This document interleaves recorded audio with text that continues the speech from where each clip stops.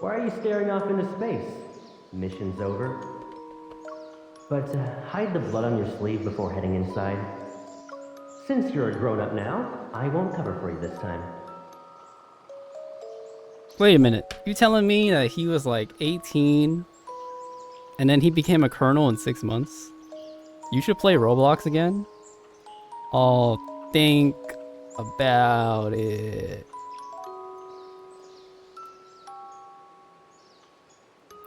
Bro, again, advertisements. Twitch ads go crazy.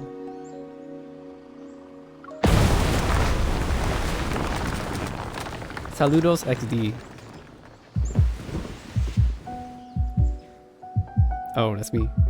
I opened my eyes only to be greeted by warm sunlight on my face. It casts a dazzling hazy halo.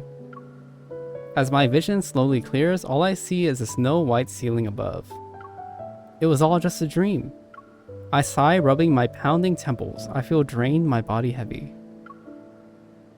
Last night I was supposed to act like I was sleeping, but somehow I got dizzy and actually slept. You're back.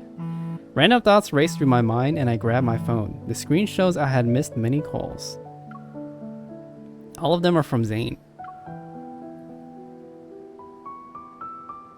The hospital can't reach his guardians, which could be a problem. I'll have everything arranged by tomorrow night at the latest. This is where I finally learned English? Yes. Come watch me every day, sir. A curve, 1911. Then I'll bring Kevy to you at that time. Oh no, Kevy. I dial his number, but the call never connects. I put on my slippers and rush to the door while texting Zane. As I opened the door, a barrage of loud news alerts burst forth as morning sunlight cast a gentle glow on the floor. I change and run into the living room only to smack right into a solid chest. Ooh, a big boy. You're awake? Yes. Caleb's emerged from the bathroom. Steam is still coming off his body. I hold my phone and step back. Meeting his surprised gaze, I feel my heart pounding in my chest.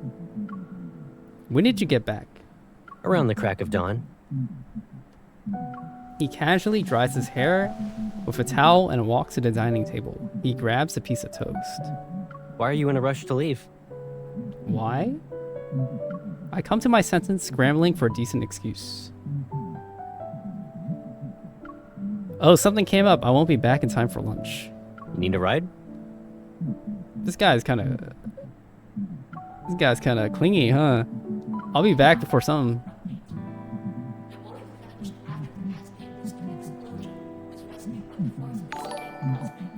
Mini Toxic 221, thank you for the follow. Here's a Beppo heart for you.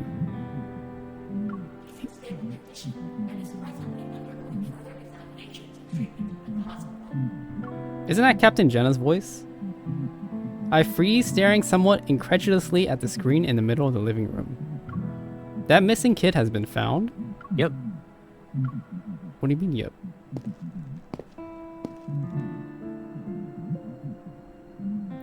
He takes a bite of his toast as he approaches me. He places one hand on the back of the couch, his eyes looking over the news. During last night's operation, they found him in a small garden, not far from the blockade. Oh, and he was holding a fragment of what appeared to be an ether core. He's okay, and the fleet's currently holding onto that shard. If you're really worried, I'll keep a closer eye on his medical updates for you. I see. Technically speaking, I should have felt relieved that Caleb found him. I need a burp. That was a very weak burp, but there's this weird tension in the air still, weighing down on my heart like a dark cloud. Once Kevy's condition stabilizes, they should allow visitors, right? I want to see him. Sure thing, Pipsqueak. But why the long face? Caleb used to be against me getting involved in anything related to the explosion, yet he's suddenly cool with it. If this whole thing really was just an accident, a series of coincidences, then I should feel okay about it. I'm worried about him. The question I still want to ask remains in my mouth. I take a deep breath to calm myself and notice the faint scent of something metallic. Almost drowned out by the fragrance of his shower gel, it reminds me of blood. 30 seconds for an ad is crazy? Yes. Twitch is getting crazy with the ads because they're dying, I guess. I grab his hand. Did you get into a fight during last night's cleanup? Are you hurt anywhere? I'm A-okay. I thoroughly check his hands to ensure there are no injuries. Really, I'm fine. But But all of a sudden, a cold hand touches my forehead. looks like your fever's gone. I had a fever? Yeah. As soon as I got back, I heard you calling out to me in your sleep. So I figured I'd make sure you were doing okay. Was it a nightmare or something? It's nothing. Maybe it's because I've been pushing myself too hard lately, or maybe it was a nightmare from this morning. Either way, I feel anxious. I glance at Caleb, who's grabbing a jacket. He nudges my shoulder to direct me elsewhere. Why don't you wash up first? I didn't get a chance to take you somewhere yesterday. Do you want to go out today? I want ice cream. Is it bad if I wake up, stream, stop streaming after 4 or 5 hours, and then eat ice cream? And eat nothing else? I hesitated. It's me. What happened? What's going on? The voice on the other end of the call wipes a smile off Caleb's face. His brows furrow. All right. What's wrong? Hello, Jane 20. Mia passed away. What?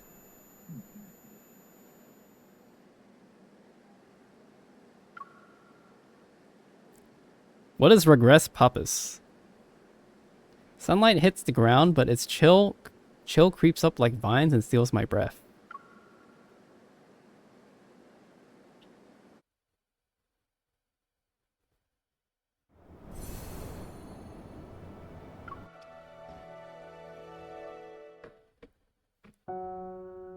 According to the documents I read, Mia went into septic shock because of her burns. They couldn't save her.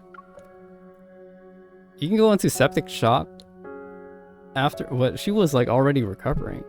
Zane examined Mia's emergency treatment records, which perfectly matched the fleet's public statement.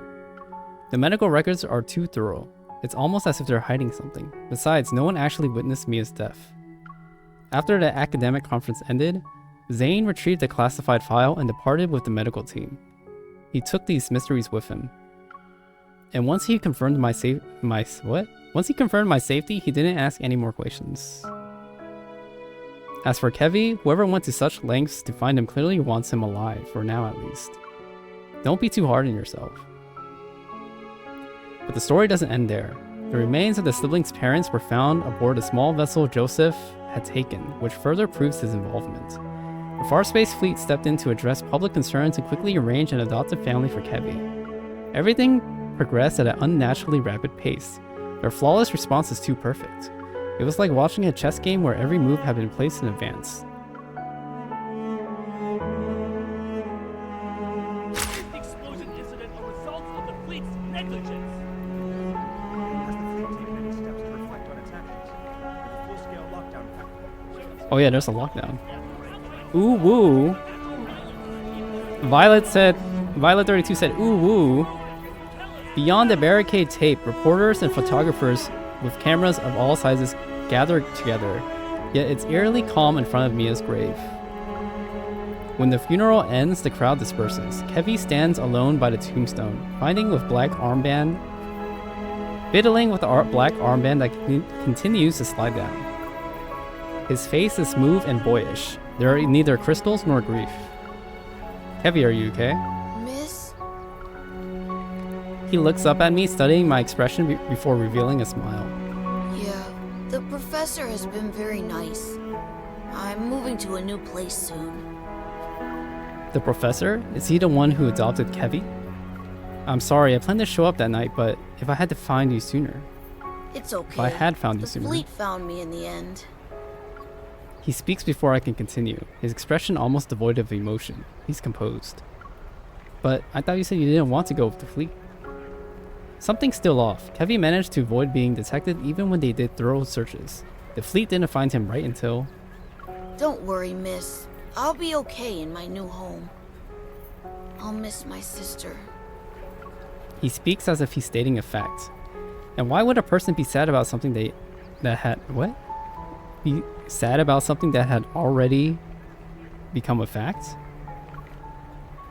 It's as if I'm the one who's not quite ready to face reality yet. I love the stream even though I don't understand much. It's okay. I teach you English.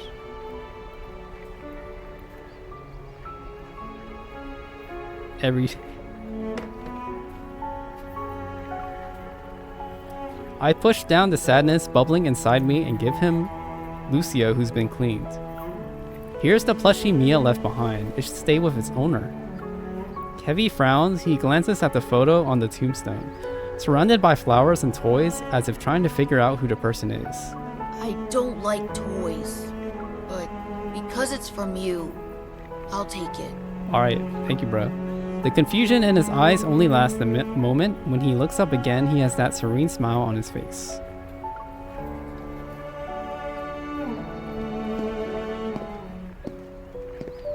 Calvin, I mean. After Kevy heads off with his new family, I stay where I am, and then I hear a familiar voice behind me.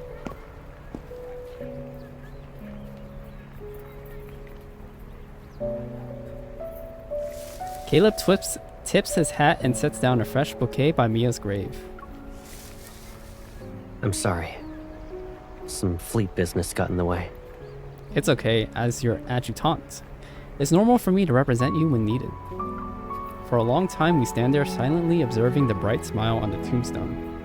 How's Kevy doing? He's doing almost too great to be true. Maybe the kid's just putting up a front. Probably. So, he hasn't really come to terms with his family and sister being gone from this world. That can't be right. The doubt echoing in my mind almost escapes my lips. I slowly close my eyes and calm down. In less than 2 days, Kevy's condition completely changed from what I saw that night. This must be the fleet's doing. It seems an unseen force pushed for the rapid completion of Mia's funeral and Kevy's adoption. Does this mean Caleb knows what's really going on? Many adults struggle with tragedies such as these. I can only imagine what it's like for a child. Picking on what I'm saying, Caleb gives my shoulder a comforting squeeze. He looks like he wants to say more, but he just lowers his head. There's a bit of sadness in his eyes. Don't be too disheartened. Okay. Ever since the explosion, everything has been wrapped up too well. The wind pushes one of the toys near the tombstone, it rolls and stops at my feet. Caleb bends down to pick it up. He dusts it off and his insignia gleams silver under the dim light. I play with the hem of my shirt and hold back the questions itching to escape my mouth. I've known Caleb for a long time. I shouldn't doubt him without any evidence. Let's go. We can relax somewhere else. Colonel. The communication device on Caleb's wrist vibrates. He grimaces. What is it? There's a large group of reporters outside. They're making a scene. I'll see what's going on. Yes, Colonel. Alright. Go ahead, I want to spend some more time with Mia. Okay. I'll be right back. Caleb. Just as he's about to leave, I stop him. I want to ask something. I look into that familiar gaze. Letting go of the hem? Letting go of the hem I've been clutching, I smile at him. No matter what happens, I can always trust you, right? Of course. He moves his arm, seemingly about to ruffle my hair. Yet he stops and instead pats my shoulder. He doesn't want the dirt on his hand to get into my hair. Wait for me.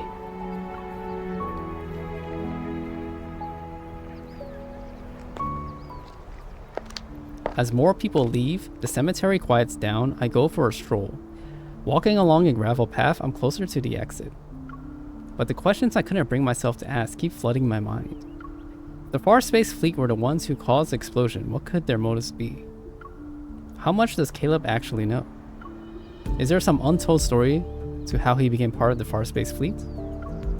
Is it related to the ether core fragment? Is that why the fleet was desperate to get their hands on Kevy?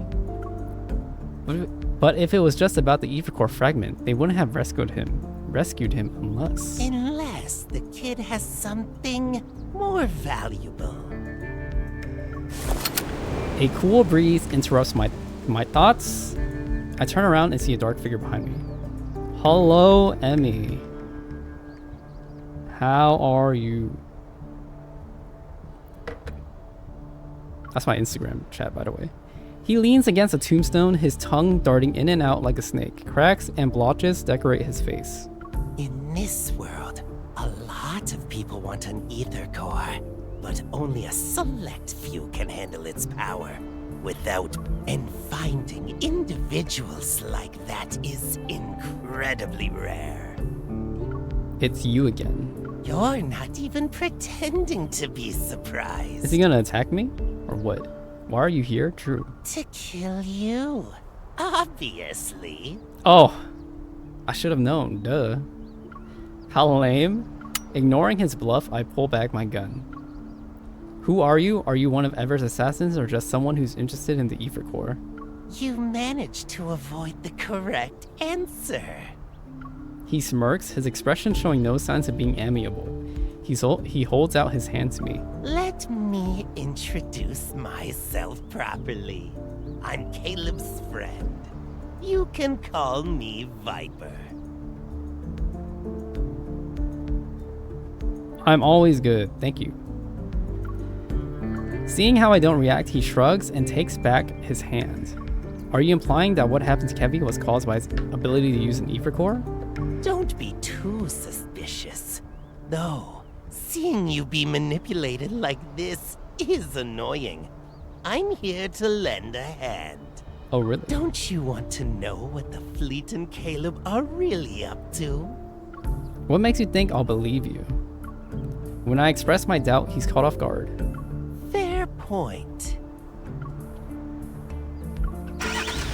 While we're talking, the faint hum of a car drifts from the cemetery and extends over the wall. I look in his direction. The rear window slowly goes down. Kevy waves at me, an iron fence between us. I can't discern who the person is next to him is. It's probably his new guardian. What a lucky kid. Saved from the fate of being a normal person. It's better to dance to the tune of the strong than live a plain life. A pawn is still a pawn, but they have a chance to survive to the end of a large chess game. What have you done to him? Finally, you're asking the right questions. Oh my god, my nose! A hint of mockery flickers in those gray eyes that are fixed on me. Don't you care about him? Go and see for yourself. Without realizing it, I catch a small shiny object that was hurtling toward me. I open my palm and see a uniquely shaped disc. Tomorrow afternoon, Chell 7, 93rd Azure Way Road. See you later. Hello, Jay Haglow. Hello, Jay Haglow. Hello, Maddie77. Hello, hello. Welcome to the stream. That figure sways with the wind before instantly vanishing like mist. Viv I415. Hello. Lurking. Chell 793rd Azure Way Road. A beautiful and secluded villa sits in a white vale. It's impossible to tell whether the building is surrounded by mist or flowing clouds. The signal jammer Viper gave me allows to silently scale the back wall and enter the courtyard. Boo boo. Pew pew. The tree's shadows cast diagonal lines across the grass and meticulously trimmed shrubs. The wrought iron fence enclosing the entire space resembles a carefully crafted prison. What exactly does Viper want me to see? Walking around the tree's shadow, I notice a familiar figure standing in the center of the garden. Miss, you're visiting me. Yes. He smiles, seemingly unperturbed by my sudden appearance. It's nice to see you again, Kevy. I respond with a grin that holds an equal amount of warmth to his smile. Is this your new home? Is everything okay? The professor said I'd finish my coursework here. He thinks I'm talented, but I still have much to learn.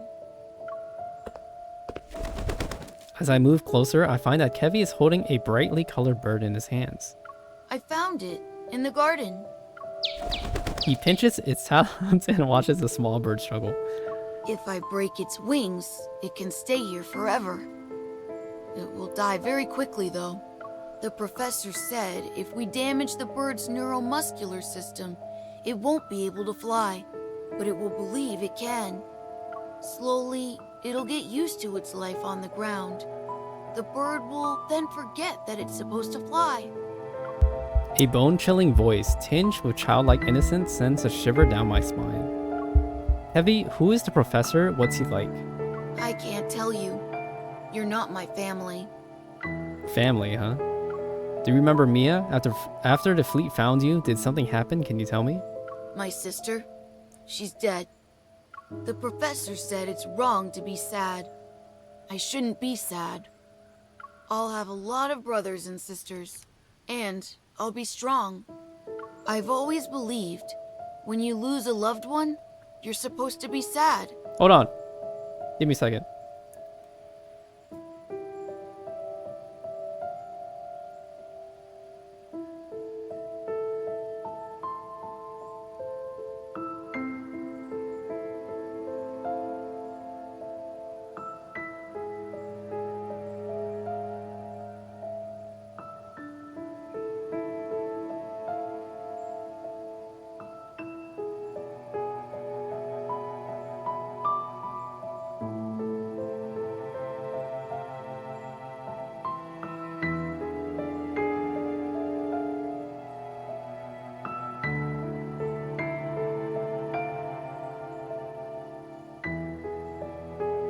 But miss, I don't feel that way at all. Should I be sad? Kevy's fingers inadvertently relax, and the bird uses this opportunity to flap its wings and soar into the sky. He lowers his head, tears falling onto his hand. A confused expression appears on his face again. I touch his shoulder, ready to speak comforting words, but a faint mechanical noise catches my attention. System error. Attempting a second reboot. The primary personality is attacking the control program. My gaze flickers to a thin metal bracelet on Kevy's wrist. It emits a faint blue light. No, no! It shouldn't be like this! Kevy, are you okay? Can you hear me? But no matter how many times I call his name, Kevy doesn't respond. He stands still.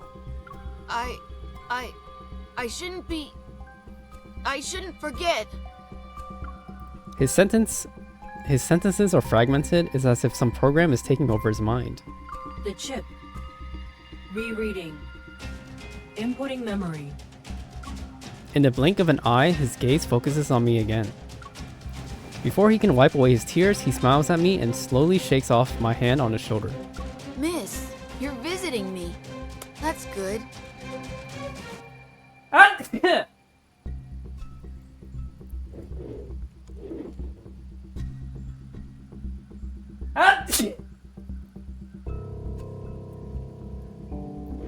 I think I'm sick. It's time for you to go. The professor will be here soon.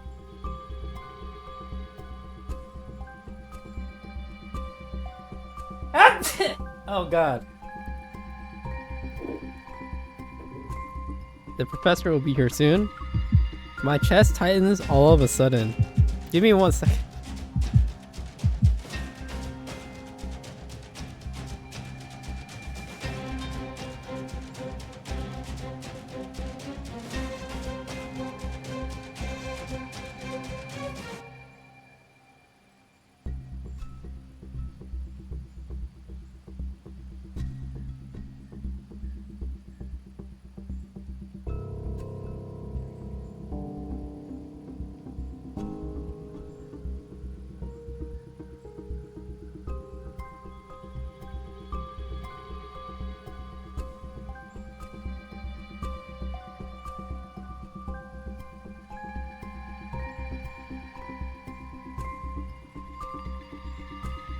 Oh my god.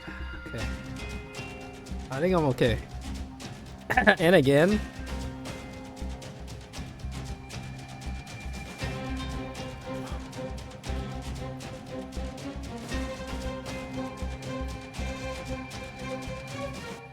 Uh-oh. My chest tightens all of a sudden. Is this what Viper wanted me to witness? Did he want me to see Kevy being manipulated to a point where his memories are being written? Could the fleet be behind us, or maybe? Someone's coming. I think I probably sound clogged. As the sound of footsteps draws closer, I jump over the wall and hide in the bushes. Did something happen, Kevy? It's not. The bird just flew away. The composed, slightly exhausted voice speaks again. I see you're struggling to restrain the fragmented consciousness that isn't yours. Those What does that mean? memories, emotions, and feelings don't belong to you. Don't let them consume you. All of a sudden, the air goes still. Then, Was that girl, Mia, also part of your plan? oh, it's him. From just beyond the wall, I hear Caleb's voice. She didn't show any signs of transformation. So why? You're overthinking it. For normal people like her, we don't need to get too attached. Letting your emotions run wild and blaming yourself for every little mistake, it will only hold you back. It's lugs. Feels like I've been splashed with cold water. A chill runs down my spine as I try hard to stay calm. How is everything going on your end? We'll soon be done with cleanup. As for the salvaging process, we'll pick up the pace. The plan will be starting again. You must ensure she doesn't interfere with it. Otherwise, I won't be able to keep this a secret for much longer. She won't. I won't. I won't what? Stepping outside the gate to the garden, Caleb senses something. He steps in his tracks and turns around. All the windows lining the corridors reflect the reddish sunset as they converge at a single point. What's the matter? I need a burp. It's Or- nothing. The fleeting figure appears to be a trick of the light. He averts his gaze, observing the layers of fog which cover the outer wall. If that day truly comes, and she discovers everything, I have never suffered so much during a Love and Deep Space stream than today.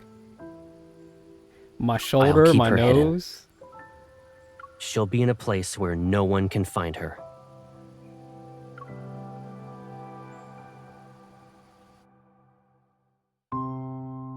Despite my extended leave status, my urgent message doesn't raise any eyebrows among my colleagues in special operations. After requesting support regarding Kevy's condition, I also informed Captain Jenna of my deduction that the spatium core fragment had likely fallen into the Farspeed's fleet's hands. In response, she repeatedly emphasized Skyhaven's complex situation and would rather miss an opportunity than allow me to attempt a risky reacquisition mission. I promised multiple times not to act rashly. Soon enough, Andrew's search yielded preliminary results. Unsurprisingly, looking up Farspeed's fleet, and mind control chips gave no results.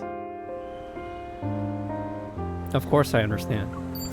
As I end the call, the clamor of traffic fills my ears. Above me, interwoven orbital tracks gleam like flowing streams of stars.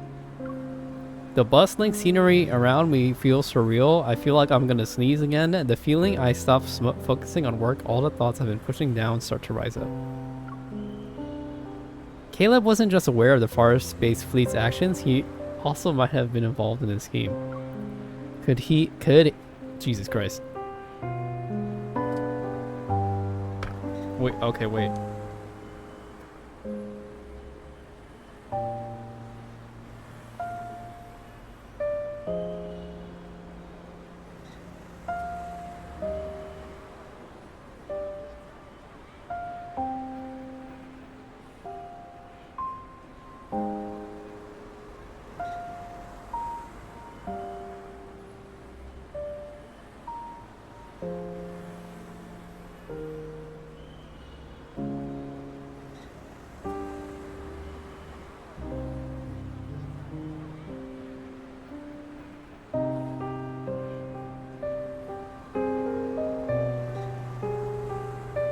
I am dying.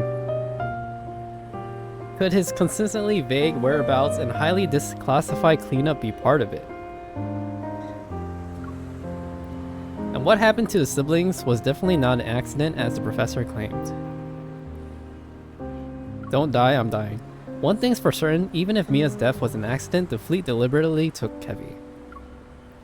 The fleet must be using some kind of chip to control Kevi and Joseph. They probably have goals that extend beyond obtaining ether core fragments. I lower my gaze and notice a metallic glint from my pockets. The necklace I had gifted Caleb still adorns my neck. Amidst the chaos these past few days, I forgot to return it. And in my coat's hidden pocket is a new stealth monitoring chip I brought from Special Operations just in case. Forgive me, Caleb. After a few minutes, I finally put out my phone and dialed Caleb's number. What a pick. What's up? Nothing really, I just want to tell you my extended leave from the association is ending. I'll be heading back to Lincoln now. Has the date already been set? No, I've been in Skyhaven for a couple of days and got caught up in all sorts of things. I haven't had the chance to properly spend time with you. When will you be free? Is right now good? Sure. I'm ready when you are. Do you have a place in mind? I look up a nearby tower. The aerospace center looms over me, its spire piercing the sky. Moonlight gently shines over it. It used to be Caleb's stomping ground back when he worked at the Deepspace Aviation Administration. What are you playing? I am playing Love and Deepspace. Come to Twitch, baby girl. The serene scene changes as holographic advertisements dance around among the clouds. Head over to the Sunset Promenade on the Aerospace Center's outer ring to witness its hype blah supernova blah blah blah blah blah. I heard there's a supernova today. It's not every day we get to see that, right? Let's check it out. Meet me at the Sunset Promenade in an hour.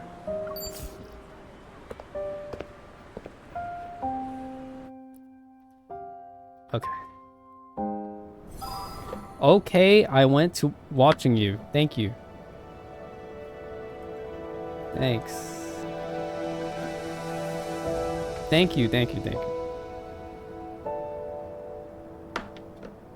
Annihilation.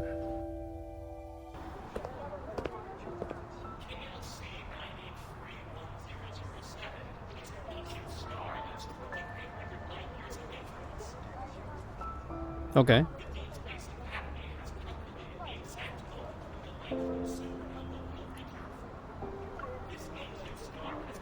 Stepping off the shuttle's platform, I see the scenery of the main island unfold before me. As night descends, the ring-shaped net encircling the tower glows like a planetary ring. Amidst the lights of neon signs and holograms, people eagerly discuss the upcoming supernova they'll witness. What will happen to the big star, Mom? It's gonna explode. Maybe they'll... I'm not sure. I'm sorry, honey. Are you playing PUBG? Are you playing PUBG? I have never tried PUBG. A memory that lay dormant for so long awakens and envelops my thoughts.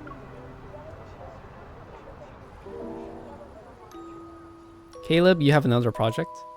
My science teacher wants us to build models. Everyone's either doing the solar system or a black hole. It's boring.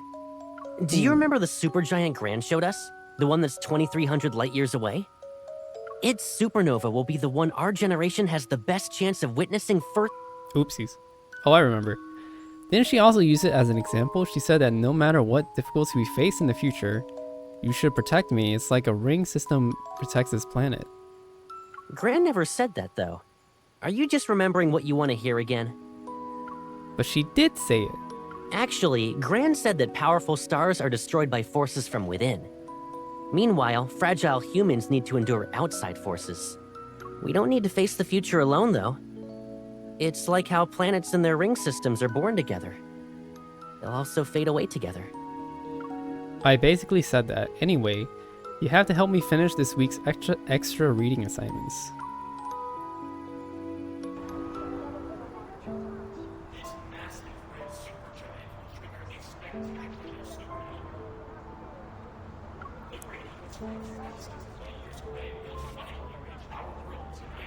I'm dying.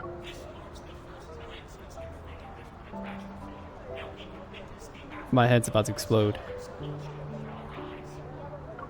I come to my senses. This place is crowded and everyone is trying to find the best spot on the Sunset Promenade. Someone steps on my foot. As I try to step to the side, I lose my balance and stumble into an unexpected embrace. Sorry for the wait. As a hand grabs my waist, I look up and see Caleb's slightly amused expression. Caleb! In Skyhaven, you can catch a glimpse of cosmic wonders every now and then. Though this is the first time I get to see a supernova. Hi, Calvin. What's up? Finally. What? Why are you looking at me like that? Finally, I finished my homework. Congratulations. Why is he acting like nothing happened? Why is it always so difficult to understand what he's thinking? Caleb grins and leans in. Where'd you go today? I just walked around. This place is packed. Hold on tight. Don't get lost, Pipsqueak. I'm the Pipsqueak. I'm not a little girl. Caleb, slow down.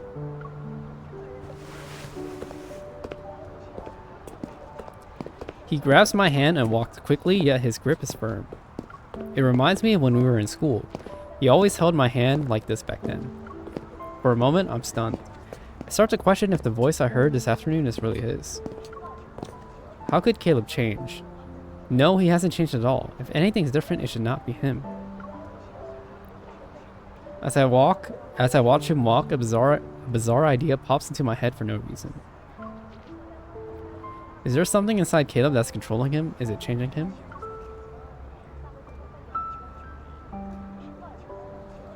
Over here. I'm overhearing. On the edge of the viewing platform, Caleb discreetly moves to stand behind me. He acts like a shield from the bustling crowd. Below the glass floor, clouds ripple like waves while a hologram appears to start the countdown. We can see Skyhaven University's clock tower from here. And I look at all those fighter jets over there. Is that the aerodrome for Aerospace Academy? Yep. I'm dying. Hold on.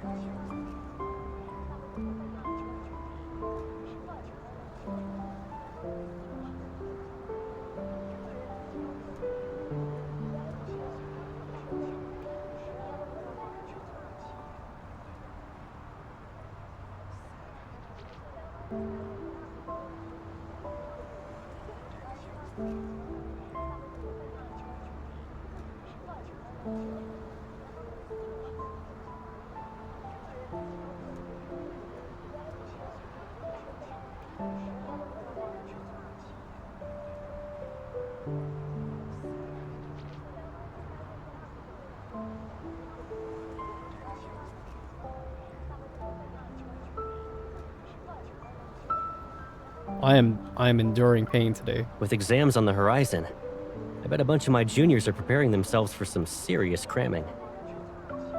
Oh, just like Liz. The last time I visited Skyhaven University was for your graduation. Time flies. It sure does. Do you regret it? Caleb leans on the railing, turns to me and smiles. Regret what? Being admitted into Aerospace Academy and becoming those 1 in 10,000 deep space fighter pilots.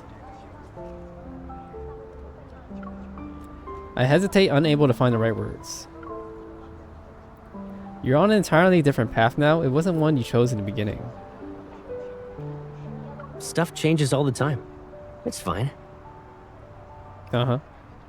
What about you? When you were a kid, you nagged me about using my evol to hold you up high. You even insisted I launch you into space. Wait, you had your evol as a kid? Do you still dream about exploring the universe? That's just nonsense kids say. Caleb raises his head. There's a fleeting sadness on his face. I almost wonder if I had imagined it. Back at the shelter, I remember you said your home was beyond the stars. But we couldn't even get past the walls and barbed wire. Yeah, the teachers always said the outside world is dangerous. We were too little to go out.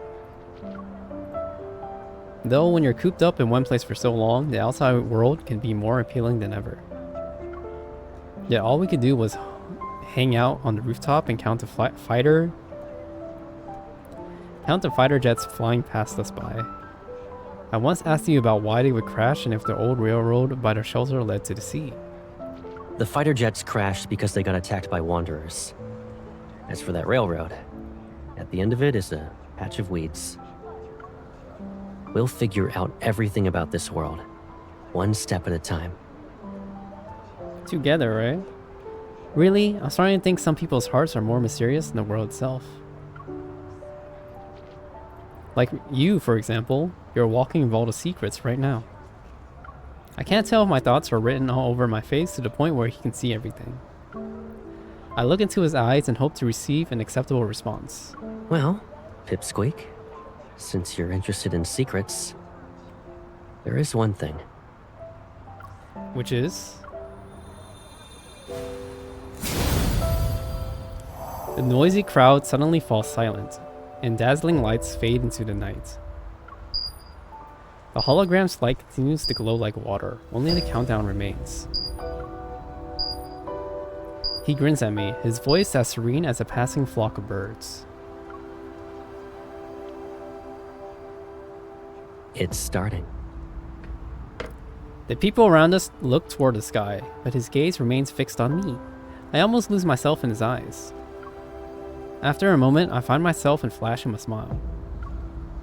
Oh right, close your eyes. I have a surprise for you. Oh my god, my shoulder. I pull out the necklace from my pocket and put it around his neck. Who gives the same gift twice? True. Okay, but who lost a precious gift from others? If it disappears again, there won't be a next time. All right. I promise I won't lose it again.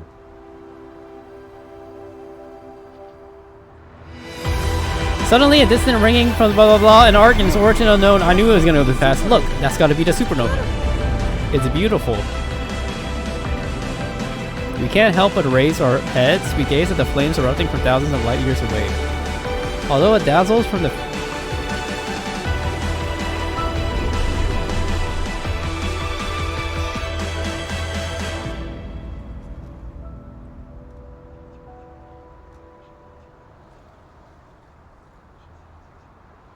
It's too fast. I can't read it.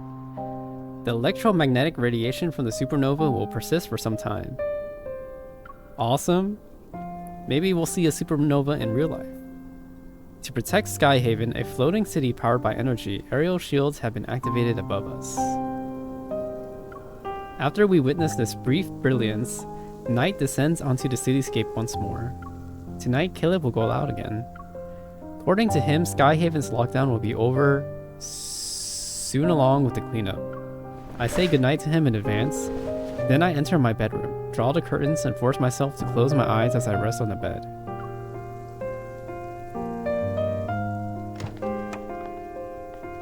In these dark hours of the night, I eventually hear the other door being pushed open. The faint sound of footsteps draws closer. Realizing it's Caleb, I keep my breathing steady as I pretend to be asleep. Oh my god, I cannot read at all today.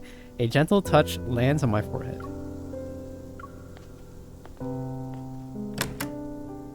He's gone. Why did Caleb... My mind is in turmoil. I press my hand against my chest, trying to stop my heart from pounding too quickly, and slowly get up. I look out the window and see the night scenery. Deep breath. Then taking a deep breath, I activate the tracking feature on my hunter's watch. Target is being tracked.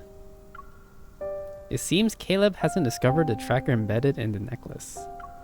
With all these complex leads, only Caleb can unravel these mysteries as he's burdened with countless secrets. I duped my lover?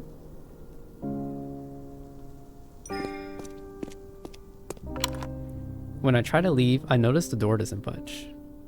Did Caleb intentionally lock me in the house? I raise my gun and aim at the lock. Without a second thought, I pull the trigger.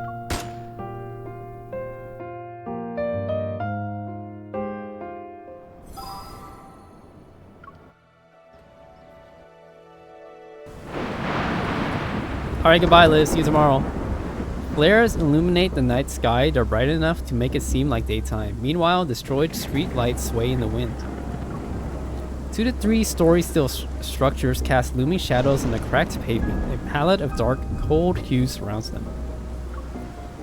Amidst this desolation, the only source of vibrant color is the orange barricade tape. How can there be a place like this in Skyhaven? See you tomorrow, good luck. Thank you, Dutu. Thick, wild grass covers the ground, a testament to the years of having been abandoned, yet these pieces of metal shine as if they're new. Beyond the bars of steel, the faint outlines of various aircraft hint at this place's history. The signal from the necklace abruptly vanishes here. There must be a signal jammer in this area. Test Site 5 has been cleaned. We will now advance to the East Zone. What was that? Me! Quickly now. They won't find us here. Before I can react, I'm pulled into a makeshift shelter made from discarded equipment. It's just the rain. We need to keep moving. I turn around and pull out my gun, only to see a young girl's face illuminated by the light reflected off a puddle. Crystals adorn her skin. She wears a thin dress, but she's undisturbed and unperturbed in such cold rain. In the distance, officers wearing Forest Blaze fleet uniforms move closer. They're armed and on high alert. Isn't it weird how these monsters are getting more aggressive? The contamination levels here are extremely high. They're practically indistinguishable from wanderers now. Stay frosty. This batch of specimens is on the brink of transformation. Salvage value at 0%. Requesting confirmation to do the cleanup.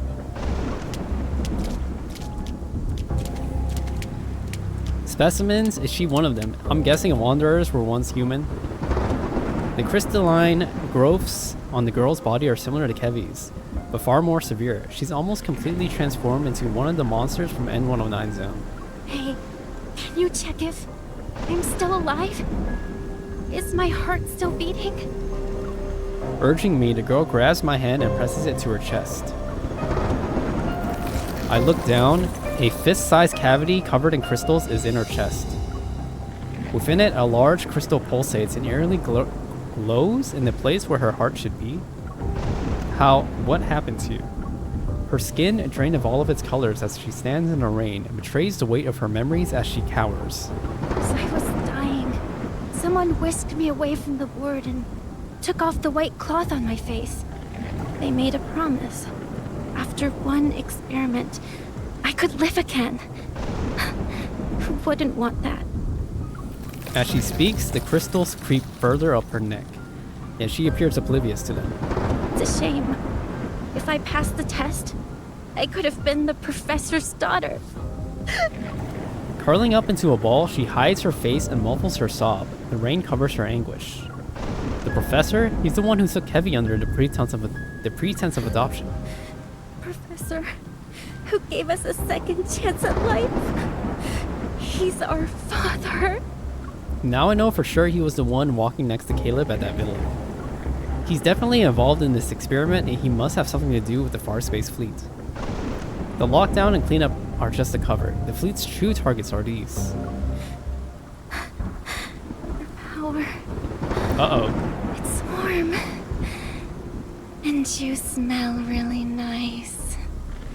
The lightning splits the night sky, casting light on this narrow space. She stops sobbing, the girl raises her head, and I see her tear-streaked face click. The crystals fall. Those dark eyes are consumed. There are only empty eye sockets reminiscent of eye holes in a mask. Can I eat you? No.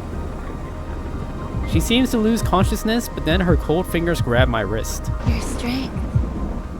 Give it to me. Sensing her abnormal strength, I swiftly pull back. I use the momentum to throw the girl off balance and force her to fall to her knees. Raindrops trickle down her temple. Her skin is like a human's. I hesitate for a second before reaching for my gun. That single moment cost me, and a sharp pain shoots up from my knee. The crystalline spikes protruding from her shoulders pierce my left leg, and my blood mixes with the rain. I said, you should let me eat you. It's as if a silent signal has been given. Several figures emerge from the shadows and stagger toward me. Black crystals have almost engulfed every part of their bodies. They're barely recognizable as humans from their outlines.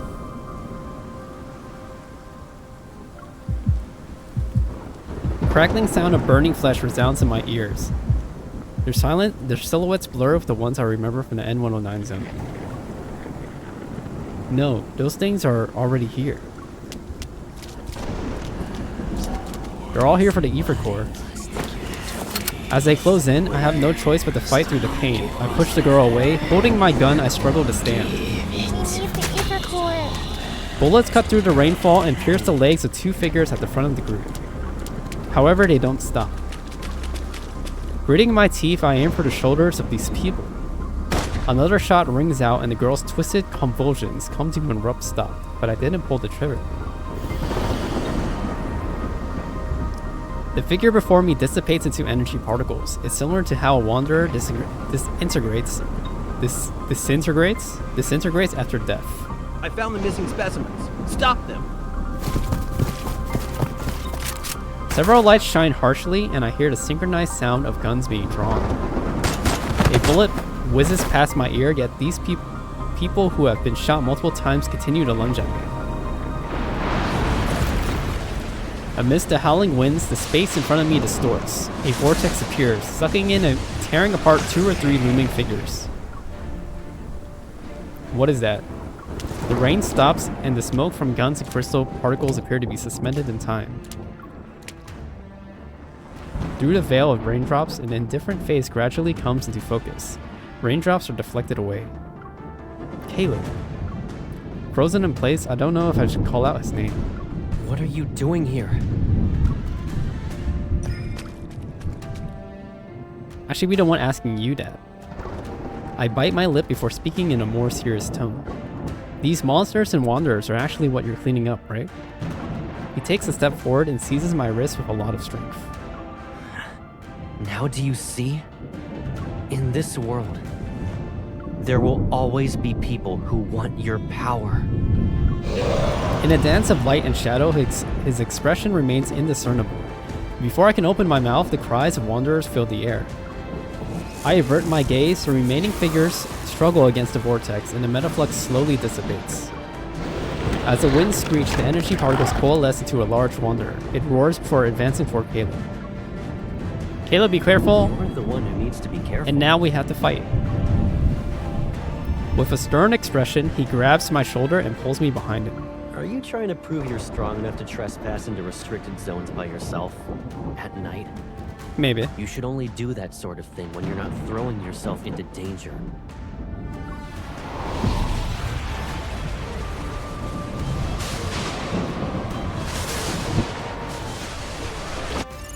Okay, let's go, baby. Ooh, I like my outfit. Burp.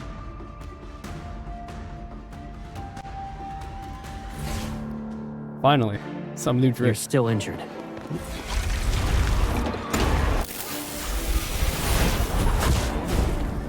It'll keep trying to pull you in. Be careful. Well, I do so much damage. What the heck? It's okay. You still have me. Go back to the pit you came from. I won't let you get hurt again. Oh? Ooh? Come over here. Ooh? Oh my god. Here's a quick pick me Do I up. just stand behind this or what? Caleb! No worries. Keep attacking. Watch out for the rock spikes. They're locked onto you. Oh, wait. It's okay. Oh, I can steer them. Wait for my signal. Fire. Now's our chance to strike. Can't hold on for much longer. Once we take out the gravitational core, it won't stand a chance. God damn. Looks like we're perfectly in sync. Oh. Step back. Keep yourself safe. You won't escape. Now we should stick together. That's not right. Come over here. Smart. Now I can relax a little. I won't let you get hurt. Okay, okay. So I just stand behind the thing then, and there's no... Oh! Does it hurt? Oh, I wasn't looking. We'll get it checked out later. I'm fine. Okay, I don't want to get hit. Requesting ambush. Dodge. Request approved. Eat. Now we can stick together. Ooh, what the... Now's our chance to strike. Target has entered the containment zone. Pursuing target. Positions locked. Fire. Oh my god. They spent zero... They spent zero money on Silas. I won't let you... You and I are going to the medical bay. They spent so much money on Caleb.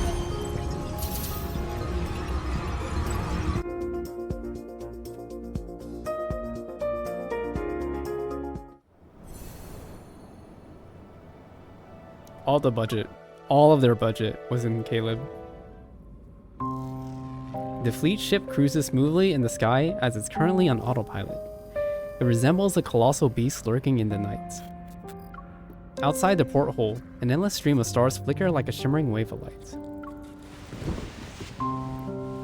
In the aircraft cabin, Caleb puts me on the bed, retrieving a first aid kit. He sets it down and carefully removes the bloody fabric on my knee. Under the harsh light, blood continues to flow. His gloves are dyed a bright crimson. I look away. Does it hurt? Are you mad at me? No. As I hear him take out the medicine equipment, I start to turn around. Then his hand covers my eyes. A fine needle pricks my skin and the searing pain instantly dissipates. Caleb. I raise my head and look in his eyes. The explosion in the Cascade district was just a convenient excuse to justify the cleanup. Then there's Kevy and Mia. Those were manufactured accidents too. You, what have you been doing behind my back? Caleb wipes away the blood from my knee and disposes of the syringe. He retrieves a surgical skin stapler. What do you think could have happened if I hadn't been there tonight? Click. The surgical skin stapler leaves behind a faint mark. I can't bear going through the same pain again. Or do you want me to re-experience that loneliness because I left you? That's not... You shouldn't throw yourself into danger anymore. Click. His fingers touch the stitched area and wipe away the tiny droplets of blood. Whether those people live or die tonight, it doesn't matter anymore. Huh? Anyone who dares to wield power that isn't theirs must pay the price. The explosion was just an opportunity for the fleet to intervene. You arrived in Skyhaven at the wrong time. Why didn't you tell me sooner? Would anything change? Would it even make a difference? He sets down the surgical skin stapler and bandages my wound. Then he calmly meets my gaze. So you kept me in the dark to stop me from doing anything. Did you really think I wouldn't question such protection? Caleb remained silent. I licked my dry lips, suddenly tired of arguing with him. Fine. Once your fleet ship lands, I'll leave. No, you won't. Since you managed to escape once, we'll be going somewhere else. Huh? He lifts his hand and cups my cheek, yet his fingers are freezing cold. I will protect you. Until everything is resolved, I need to make sure you're safe and sound.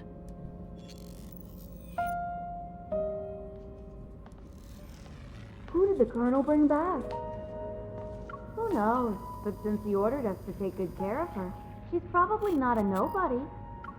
With the mission over, Caleb takes me to the special care unit on the Far Space Fleet ship. I can't even step outside of it.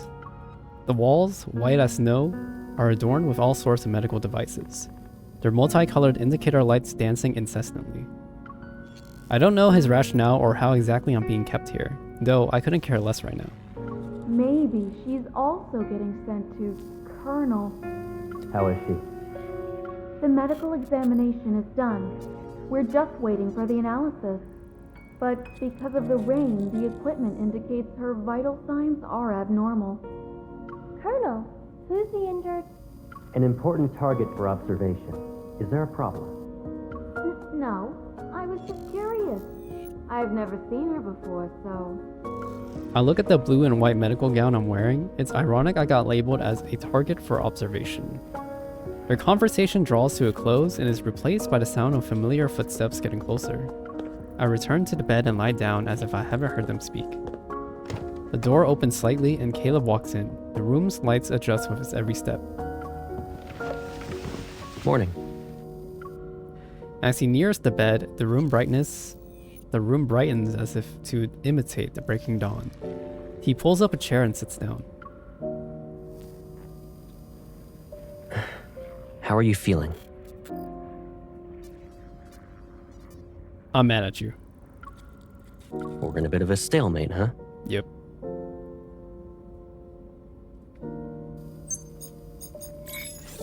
Caleb taps the vital signs monitor on the wall, and various data values appear in midair. My heart rate, my breathing rate, everything but my current mental state is right in front of him. Caleb, I need to leave. You'll be out of here soon enough. He meets my gaze, his words seemingly admonishing me. When? Depends on when your vital signs return to normal. Since last night, I heard the same response 3 times now. The question takes hold of me. It sends a shiver down my spine. Caleb. It's been a while since I said his name like that. Touched, Caleb's gaze finds mine. Yes? When you made me take cold medicine that night, it wasn't just because you were concerned about my health, right? You already figured out everything, right? Aren't I pathetic? Ask. And this is all just an excuse. You never planned to let me go since the beginning. I've had enough of him not telling me the truth. I take the cup from the table and throw it at him. The cup collides with his body and then shatters into pieces. Did that help you calm down? The water droplets fall and drench his immaculate uniform, yet his gaze remains unfazed. The person before me stays composed. The Caleb I once knew is gone. Get some rest. It'll help you relax. I'll check in on you later tonight.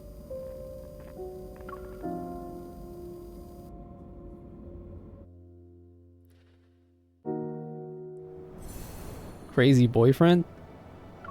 Crazy boyfriend type vibes? Groggy, I open my eyes again. The world outside has already descended into darkness. A few lights twinkle like fireflies in the heavy mist.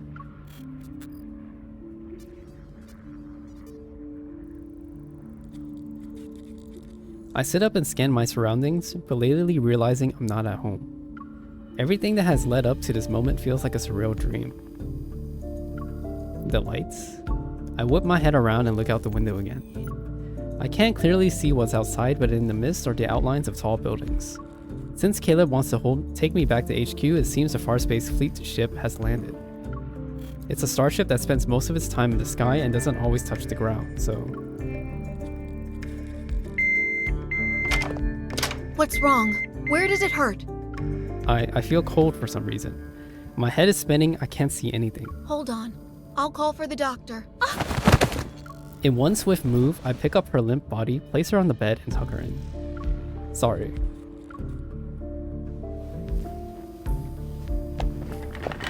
After putting on the nurse's face mask and uniform, I push the cart along as I leave. Several officers wearing uniforms approach me. I lower my gaze and walk past them.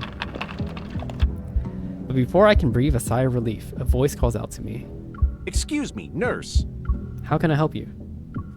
I turn around and make sure I don't stutter as I speak. A fleet officer walks up to me.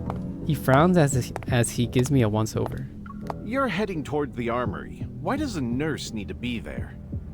I'm sorry, I thought the pharmacy was this way. I calm down and lie to him without missing a beat. I guess the person who gave me directions misunderstood my question. Fortunately, this explanation seems to have fooled him. He nods and points to the corridor in the opposite direction. The pharmacy is over there. The armory is a restricted area, so you shouldn't be wandering around. Okay, thank you, sir. I haven't even taken a few steps when that fleet officer calls out to me again. Wait. You have stabilizers there, right?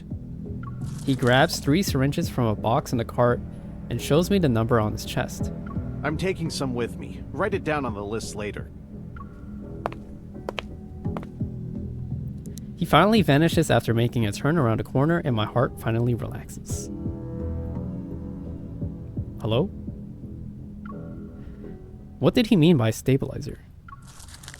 I pick up a syringe from the box and turn it over to look at its label. Drug name, Shebazin. It can be used to combat emotional outbursts, enhance cognitive functions, and help patients stabilize their mental state. Only those with Turing chips may use this. This drug should not be used daily. You planted a mind control device in me. It's that chip. The chip. Rereading. Inputting memory.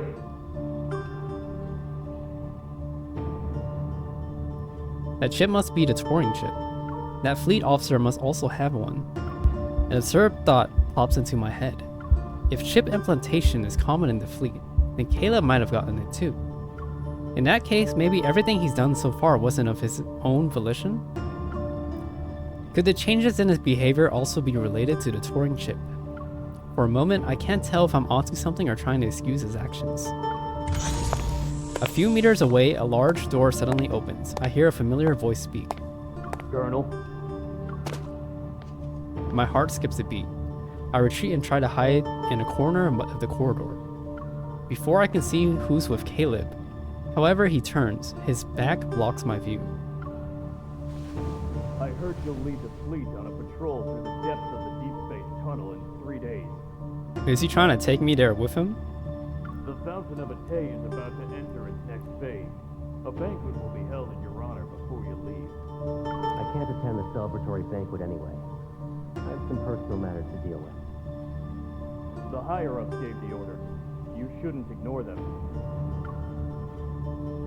Caleb doesn't speak for a moment before he responds in a lower voice. Speculating on other people's thoughts isn't my forte. And since I've taken your place, I can order you to leave. Caleb reaches out and presses the sensor on the wall. The door rises, the man grunts as he leaves. Come here. In the empty corridor, Caleb suddenly turns around and looks at where I'm hiding.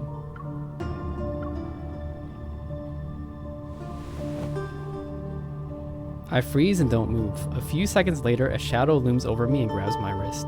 Playing hide and seek now? Did you really think you wouldn't be noticed? There are eyes in every nook and cranny. Does it look like you can escape? What the fuck? You were brave enough to bring me to HQ, that means no matter who's suspicious of me, you'll have my back, right? He stares at me for a long time and then he laughs. For some reason, an ominous feeling washes over me. Let go of me! You want to go home, right? I'll take you there now.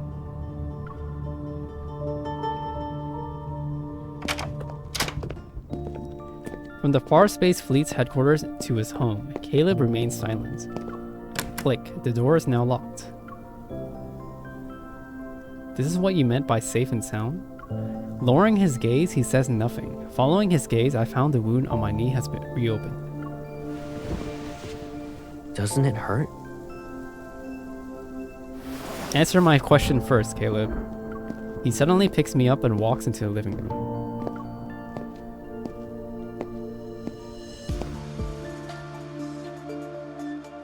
Oh my god. This is like fighting husband-wife territory type stuff.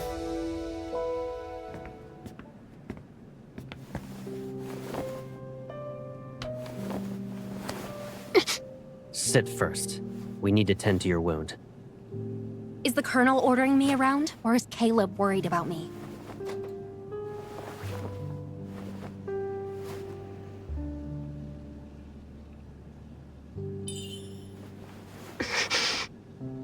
Do you remember that injured cat you brought back home? Back when we were kids? We kept it in the backyard. But that cat always kept trying to run away before it fully recovered. They don't want to listen to this. True. Do you want to know what I did in response? You killed it? I got a collar with a bell. I put it on the cat. That way, it couldn't escape without being noisy. If I had that kind of bell right now, I should make you wear it, right? Is this your protection? Is this how you'll protect me? I just need to be glued to your side? I know, it's unfair, but Analyzing vital signs. because of that monster, your wound is infected. Is there truly a way for you to run around without getting injured? Are you still the Caleb who confronted danger with me? I've had enough of your protection.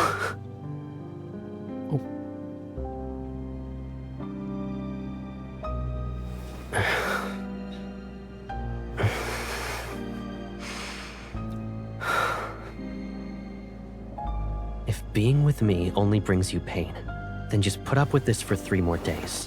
What are you going to do? Tie up loose ends.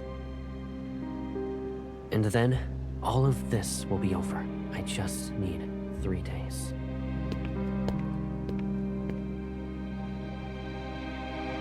Our reporters out in the field confirm the lockdown will be lifted after being in effect for the Far Space Fleet assures everyone that the explosion in the Cascade District will not happen.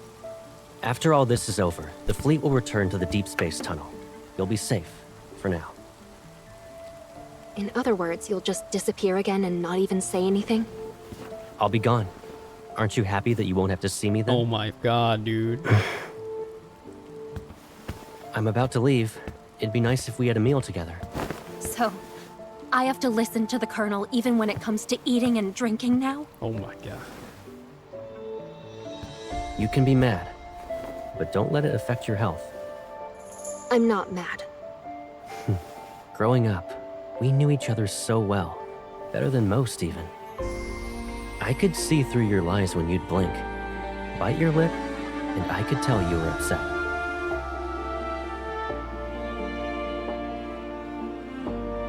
In that case, tell me, what am I thinking about right now?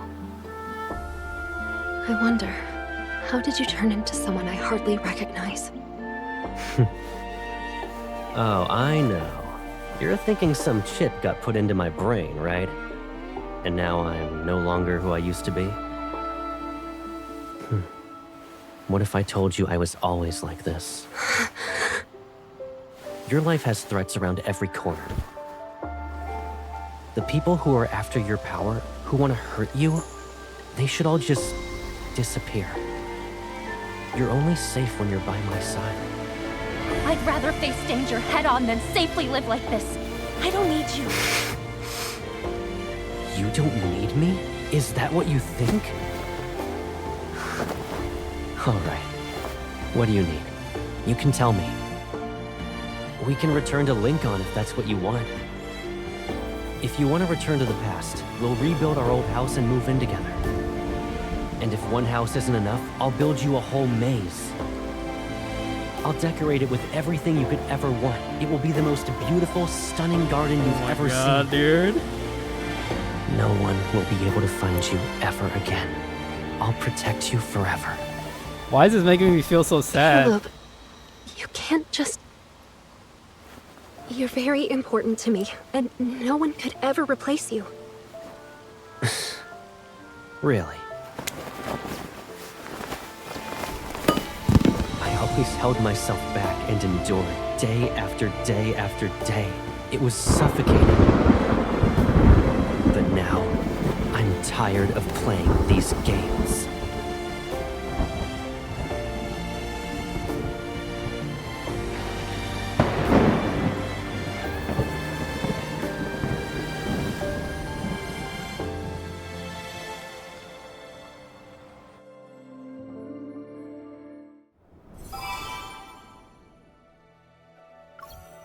Okay.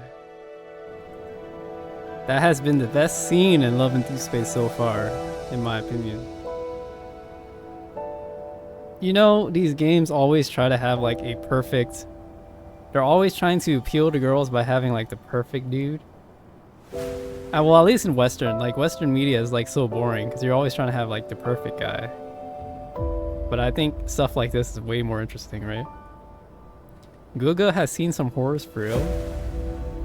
I think it's really, they really hit the mark with like an imperfect person, an imperfect man, you know?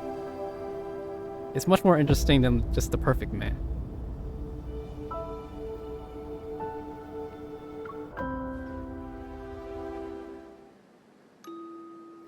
I found Caleb again, and yet the familiar person from my memories has been eaten away by some indescribable hidden pain. Only fragments remain.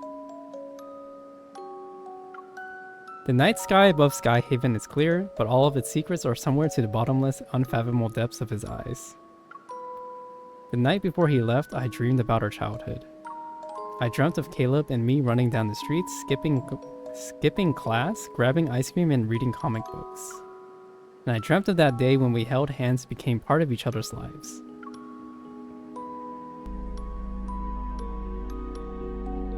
Remember this. From now on, I'll always be by your side. It's okay. I'll always be there for you, and I won't hurt you. Why are you crying here by yourself?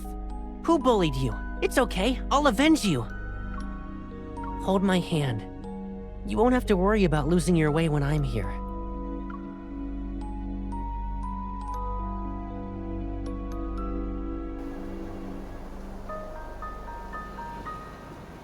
The contrail left by the fleet ship splits the sky. It's like a line between dreams and reality.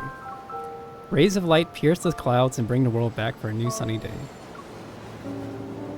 On the runway, fleet ships are ready and waiting for their colonel to give the signal. It feels like whenever we say goodbye, I'm always sending you off. I guess it won't be a painful experience this time. Oh, is he mad? Is he mad? Why do I care that he's mad, huh? His hand moves, probably to ruffle my hair, but he hesitates. His arm soon falls to his side. All right. I'll be going now. Yeah. I lower my head, a lump forming in my throat. Make sure you eat on time. Look after yourself. Hello?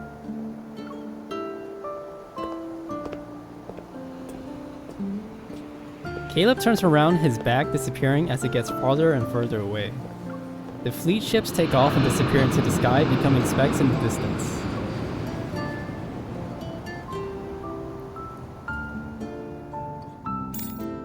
I was so bored without you. I almost became a shriveled up peach. By the way, Jenna mentioned you were at Skyhaven for a wedding, but what kind of wedding lasts that long? Oh, you know, my old friend is... My boss is calling. Let's catch up later. I end the call and put my phone back into my pocket. That's when I notice there's a strange object in it. Huh? When did this... I take it out and get a closer look under the sun. It's an old yellow piece of paper with a kid's handwriting. Forgiveness coupon for Caleb, valid for 100 years. Holding it, I feel a wave of sadness. Like bubbles ready to burst, erupt from the depths of my heart. Caleb, you dummy. I can't figure out what's real or fake with Caleb. But what I know for sure is that this person who's important to me, I don't want to lose him for a second time.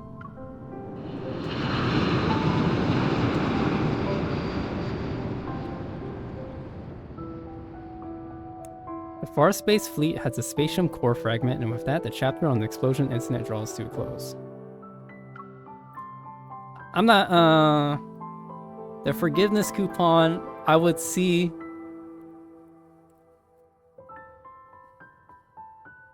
is a very cute, cheesy way of forgiving someone. Man, Caleb just, you know, he just drives me crazy. However, Mia's fate is enshrouded in mystery, and Kevy's future is uncertain with that ship. This isn't an ending, but the beginning of another story. Honest to God, I was playing all of the stories, and I felt like Love and Deep Space was kind of like, you know, how do I say it? Most of it has just been like,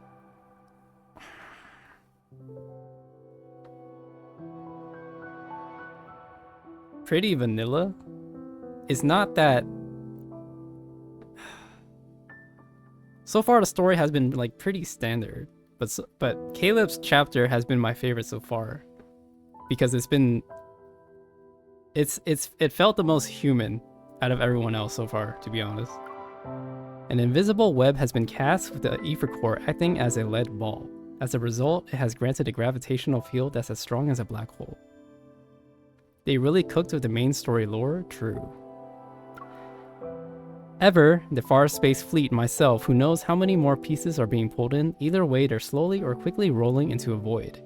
The Touring chip the fountain of Ate. These patients turn into monsters via experiments. Everything seems to lead back to one source. The professor who's lurking in the shadows. But so far I feel like Zane, Silas, and Xavier are not developed yet. Like, I feel like I don't really feel that connected to them. I feel like Raphael's plot line is kind of like... I feel like they gave the most time to Raphael and Xavier, and Silas doesn't have enough screen time yet. But I don't know. There's like 8 chapters left as well.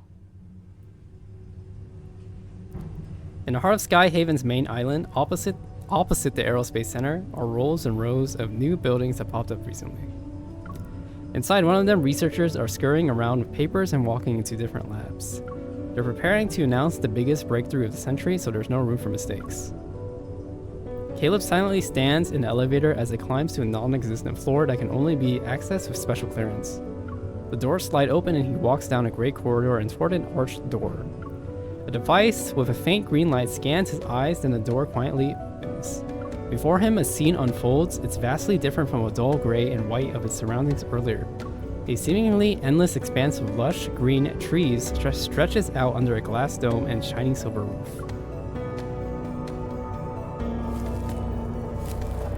First, we went ahead and recycled those abandoned flux nexuses. Then, we paid the N109 zone a visit to get info on Onykinus. Our Skyhaven gig is almost over. Where's our next stop? We practically spoiled Ever, and those old people in the fleet were like their personal hitmen. Oh. Does he ever stop talking? Don't think I won't beat you up because you're a kid. You two, stop arguing. The professor said we're family, and families are all about love and kindness. Viper leans against a massive tree. He puts his hand behind his head as he grumbles to himself. The other two are sitting nearby, a little boy and girl wearing a black dress. Where's Mr. Overprotective? Did he check in on his little hunter girl again? Healthy relationships are ideal, but the twisted ones, that's where the drama... Ah!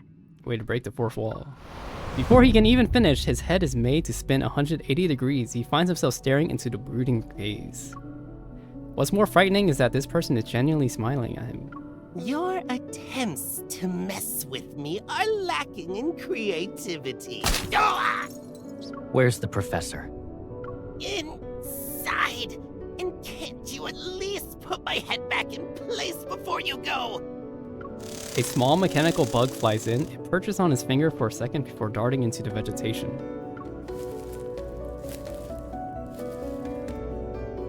14 years ago, Josephine and her team defected. They kept quiet about that kid. Ooh, old man love subject. interest. The Gaia Research Center was destroyed during the Chronorift catastrophe, and then the N109 zone took over. With Onykinus and those gangs around, retrieving their old experimental data and equipment is not an easy thing. Josephine and her researchers have been using fake names for years and kept this achievement of theirs a secret. But our investigation has paid off. Not to mention, Josephine and her traitors got what they deserved. Okay. That means you found the child who disappeared back then. Huh? From what we've seen and how she's been acting, her powers haven't activated yet. Wait, I'm here, right? Am I here right now, or is this like... The man with salt and pepper hair glances to the side. The youngster has entered the room. Compared to that broken thing, I'm a weapon perfectly primed forever.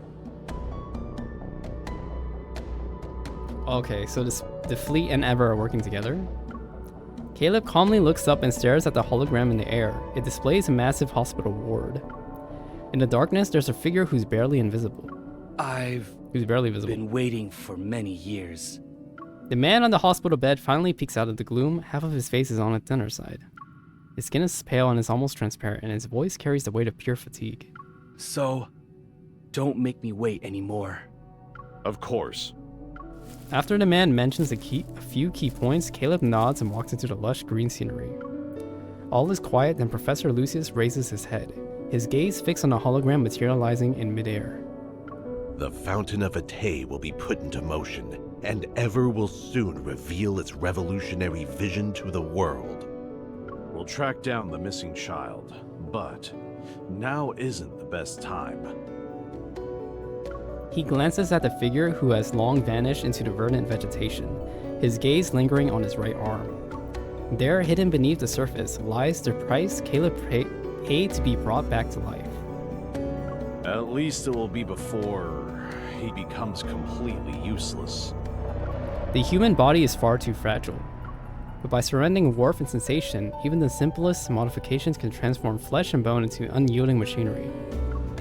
Electric currents will course through the new neural networks, numbing everything, taking control of everything, until they completely replace him, turning him into a weapon perfectly crafted for the task. The old man smiles at the thought, anticipation glinting in his eyes.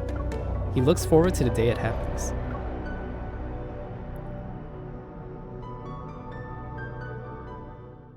In a forest where shattered stars rest, a crystalline pool appears, as if infused with the wine of life is clear yet murky.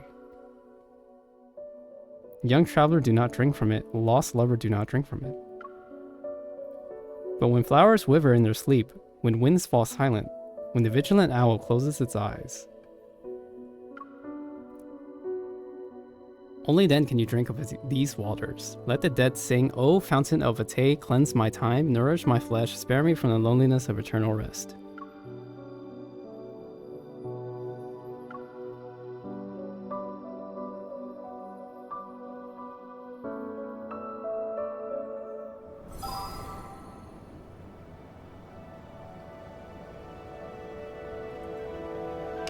Wow.